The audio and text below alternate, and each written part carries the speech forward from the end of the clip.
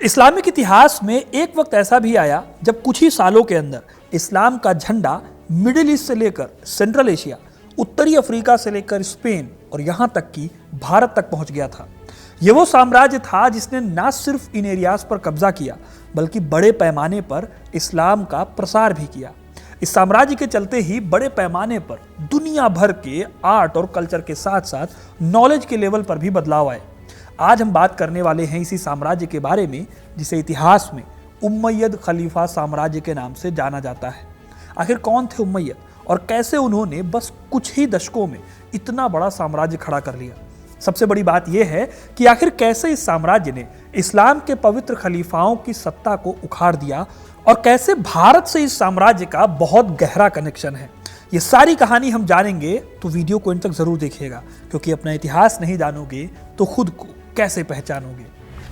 साल 632 ईस्वी में जब पैगंबर मोहम्मद की मृत्यु हुई तो इस्लाम के प्रसार की जिम्मेदारी आई पवित्र खलीफाओं के कंधे पर। पहले 4 पवित्र खलीफाओं को कहा जाता है राशिदुन खिलाफत। ये 4 खलीफा अबू बकर, उस्मान, उमर और अली थे। चौथे खलीफा अली के टाइम पीरियड में ही एक और शख्स था जिसकी ताकत लगातार बढ़ती जा रही थी। इनका नाम था मुआविया इब्न अबी सुफियान। ये एक नई ताकत के साथ सीरिया के इलाके में उभरे और ये बिलोंग करते थे उम्मय्यद ट्राइब से। अब आप पूछेंगे कि उम्मय्यद थे कौन और पैगंबर से इनका कोई रिश्ता था या नहीं। असल में दोस्तों, उम्मय्यद मक्का के एक ताकतवर और रसूखदार कबीले से जुड़े हुए थे। इस्लाम से पहले भी उनकी अच्छी खासी पकड़ होती थी अरब के क्षेत्र में। उम्मय्यद कबीला को बानु उम्मय्या भी कहा जाता था। ये लोग अरब के कुरैश ट्राइब से जुड़े हुए थे। इंटरेस्टिंग बात यह है कि पैगंबर मोहम्मद भी इसी कबीले से जुड़े हुए थे, लेकिन वो बानु हाशिम ब्रांच से जुड़े थे। इस्लाम से पहले भी मक्का एक इंपॉर्टेंट ट्रेडिंग सेंटर था। यहाँ पर कई कबीले ट्रेड और तीर्थ स्थलों से जुड़ी हुई एक्टिविटीज में लगे होते थे। इन्हीं कबीलों में से एक कबीला था उम्मय्यद कबीला। ये कबीला सबसे ज्यादा प्रभावशाली और अमीर कबीलों में गिना जाता था। उम्मय्यद कोई छोटे मोटे लोग नहीं थे। उनकी सोशल रिस्पेक्ट बहुत थी। उनके पास काबा की देखरेख की जिम्मेदारी थी और साथ ही मक्का की पॉलिटिक्स और ट्रेडिंग कारवां जो चलते थे उनकी सिक्योरिटी पर भी इनका अच्छा खासा कंट्रोल था। मुआविया इब्न सुफियान इस कबीले के काफ़ी पावरफुल लीडर माने जाते थे।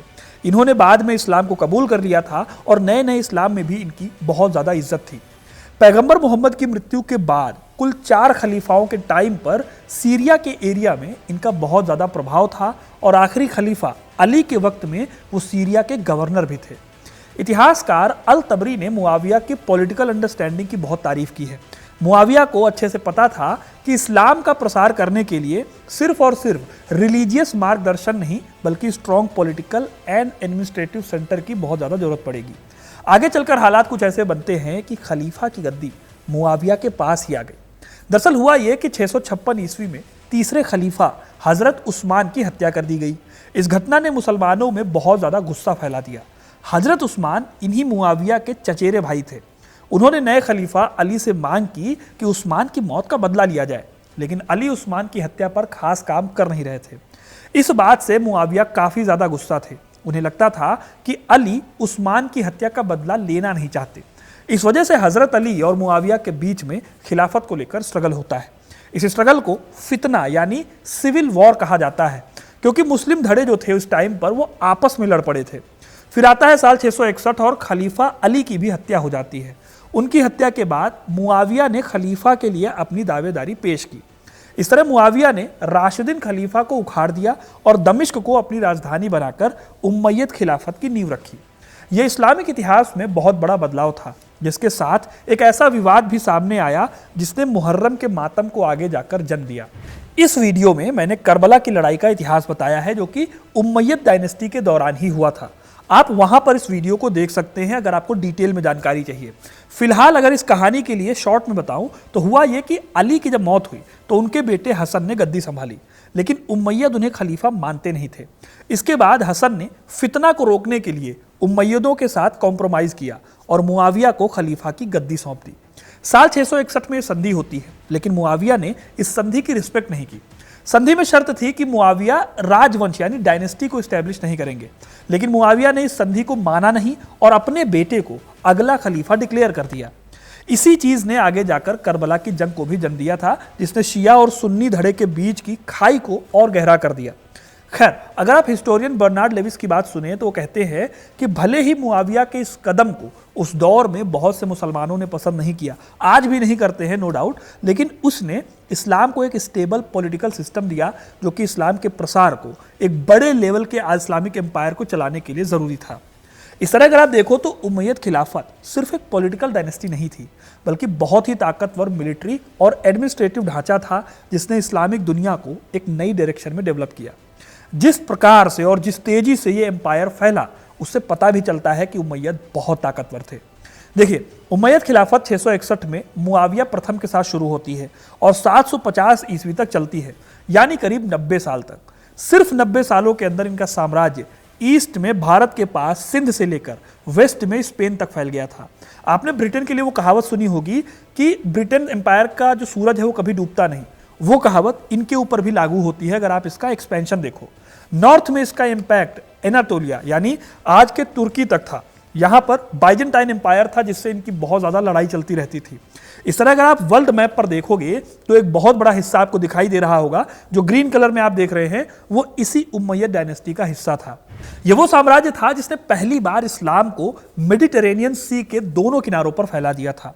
अफ्रीका, एशिया और यूरोप, इन तीनों कॉन्टिनेंट्स में यह फैला हुआ था साम्राज्य, और इसको आगे बढ़ाने का काम इसी साम्राज्य के कई महान रूलर्स ने किया। अब कौन थे ये लोग? सबसे पहले मुआविया प्रथम यानी मुआविया इब्न अबी सुफियान, ये खुद थे जिन्होंने खिलाफत की नींव रखी थी। मुआविया बहुत अच्छे पॉलिटिशियन थे और उन्होंने उमैदों के बीच में एक मजबूत नेवी को भी डेवलप किया। उनके ही टाइम में जो दमिश्क शहर था, जो सीरिया में पड़ता है आज, वो काफ़ी डेवलप हो गया था। उनके बाद आते हैं अब्द अल मलिक इब्न मरवान। इन्होंने 685 से 705 ईस्वी तक शासन किया। इन्हें उमैदों के दूसरे संस्थापक के रूप में जाना जाता है।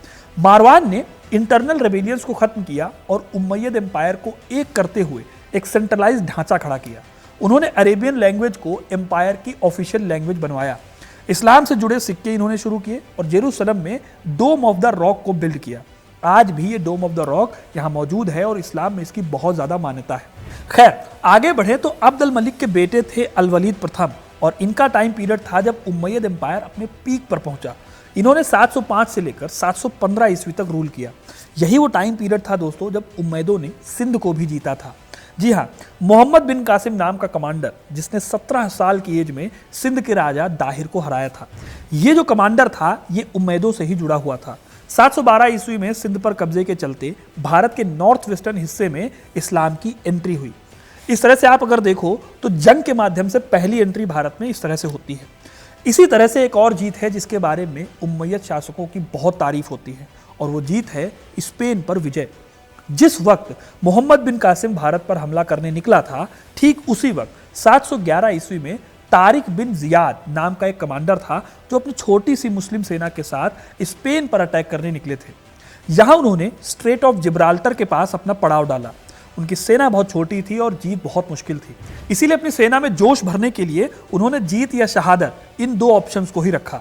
उन्होंने अपने सभी जहाज़ों को जलाने का आदेश दे दिया, मतलब सारे जहाज़ जला दिए और सैनिकों से कहा कि या तो ये जीत हासिल करो या फिर ज़मीन पर हमेशा के लिए सो जाओ, यानी शहीद हो जाओ। इसका रिजल्ट ये हुआ कि तारीख की उस छोटी सी सेना ने स्पेन के राजा रॉड्रिक विस्गोथिक को बुरी तरह से हरा दिया। आज भी जिब्राल्टर का नाम, जो अरबी में जबाल तारीख है, वो तारीख के नाम पर ही पड़ा हुआ है। स्पेन पर कब्जे के बाद यहाँ पर भी इस्लामी शासन की शुरुआत हुई, जो आगे चलकर कई सौ सालों तक आर्ट, साइंस और कल्चर को बहुत ज़्यादा प्रभावित करता रहा। अल वलीद की मृत्यु के बाद साल 717 में एक और खलीफा आए, उम्र इब्न अल अजीज़। इन्हें उमर द्वितीय या 5वां धर्मी खलीफा भी कहा जाता है। उन्होंने जीतने से ज़्यादा जस्टिस और इक्वालिटी, इन चीज़ों पर फोकस किया।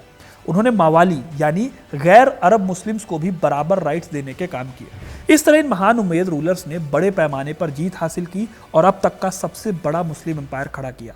यह सब इसलिए हो पाया क्योंकि उमैदों ने राशिदुन खलीफा से अलग हटकर एडमिनिस्ट्रेशन और आर्मी पर ध्यान दिया। इन्होंने टैक्स कलेक्शन से लेकर पोस्ट ऑफिस सिस्टम तक को दुरुस्त किया और इसके साथ ही एक डिसिप्लिन्ड आर्मी खड़ी की, जिसमें बर्बर जनजातियां भी थी, अरब और लोकल जनजातियां भी शामिल थी। इनकी सेना में पैदल सैनिक तो थे ही, साथ बहुत ही ज़्यादा ट्रेन घुड़सवार हुआ करते थे। सबसे खास बात है कि उमैयद खलीफा को इस्टेब्लिश करने वाले मुआविया ने शुरुआत से ही एक स्ट्रॉन्ग नेवी बनाने पर फोकस किया। हिस्टोरियन अल तबरी बताते हैं कि किस तरह से लेबनान और मिस्र के बंदरगाहों पर जहाज बनवाने का काम शुरू हुआ था। इस नेवी ने बाइजेंटाइन साम्राज्य को बहुत कड़ी चुनौती दी और भूमध्य सागर यानी मेडिटेरेनियन सी पर इस्लाम के प्रभाव को स्थापित किया। इस तरह दोस्तों, जब अब्द अल मलिक उम्मयद खलीफा बने तो उन्होंने एक ऐसा एडमिनिस्ट्रेशन बनाया जो पूरे साम्राज्य को अच्छे से चला सके। दमिश्क को अपनी कैपिटल बनाकर उन्होंने अपनी गवर्नमेंट को और ज़्यादा स्ट्रॉन्ग किया और एकजुट किया। उनके बनाए रूल से हर जगह एक जैसा कानून और एक जैसी व्यवस्था बनी रही। व्यापार के लिए उन्होंने सिल्क रोड जैसे रास्तों पर कब्जा किया, जिससे उनके शहर जैसे कि दमिश्क और कोर्डोबा जो हैं बहुत ज़्यादा अमीर हो गए। वहाँ ट्रेड सिर्फ नहीं हो रहा था, बल्कि पढ़ाई लिखाई भी हो रही थी और नॉलेज पर भी ध्यान दिया जा रहा था।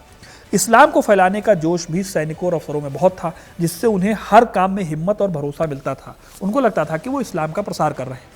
अब्द अल मलिक ने अरबी भाषा को पूरे साम्राज्य की गवर्नमेंट या ऑफिशियल लैंग्वेज बनाया था। इससे हुआ कि लोगों को एक दूसरे से बात करने और सरकार से जुड़ने में आसानी हुई। इन सब बातों ने उम्मयद साम्राज्य को एक बेहद ताकतवर और समृद्ध इस्लामी साम्राज्य बना दिया। लेकिन इसके बावजूद सिर्फ 90 सालों के अंदर इस साम्राज्य का पतन हो गया।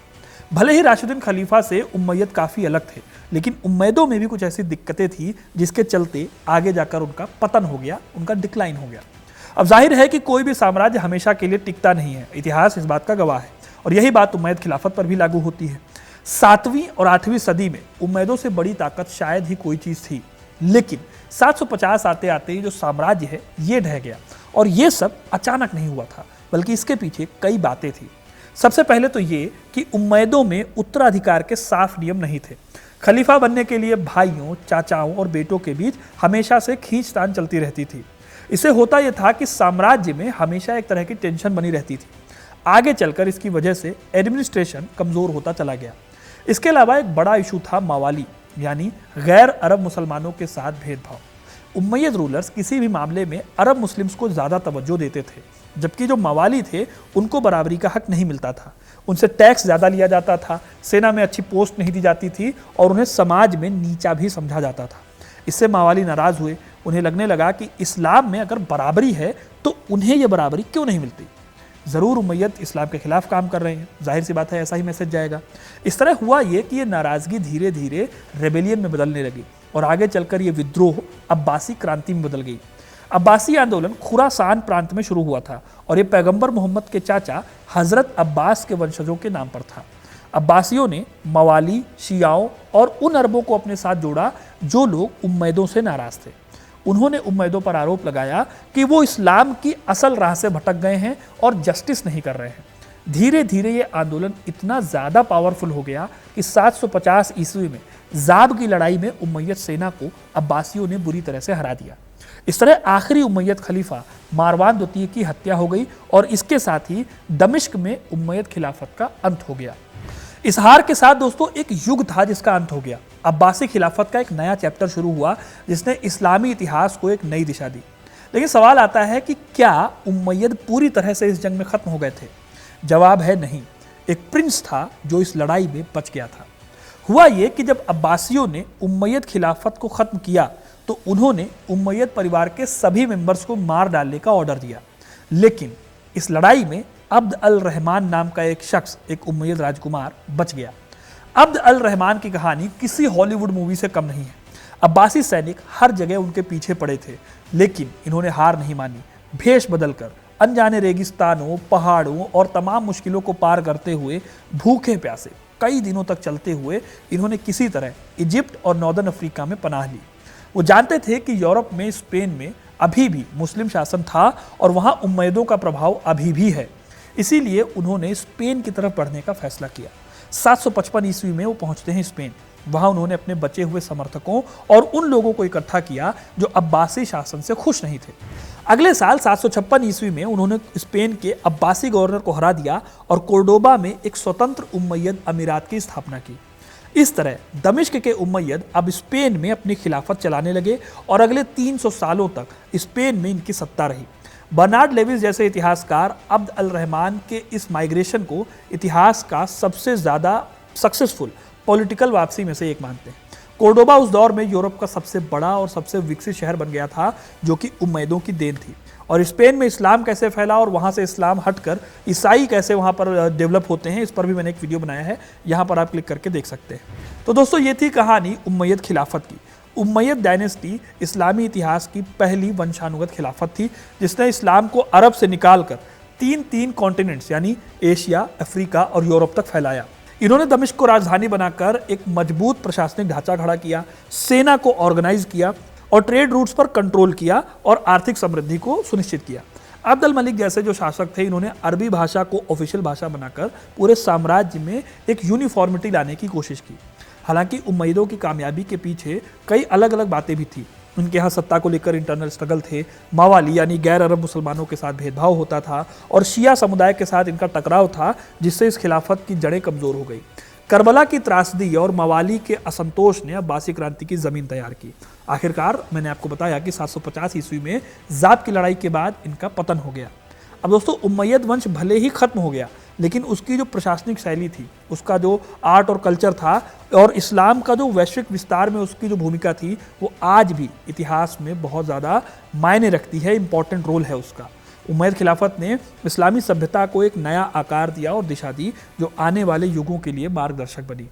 अब आपको उम्मयद डायनेस्टी की ये कहानी कैसी लगी, कमेंट करके ज़रूर बताइएगा। वीडियो को लाइक और शेयर करना ना भूलें और ऐसे इंटरेस्टिंग कहानियों के लिए, इतिहास से जुड़े रहने के लिए हिस्ट्री कनेक्ट को सब्सक्राइब ज़रूर करें। धन्यवाद।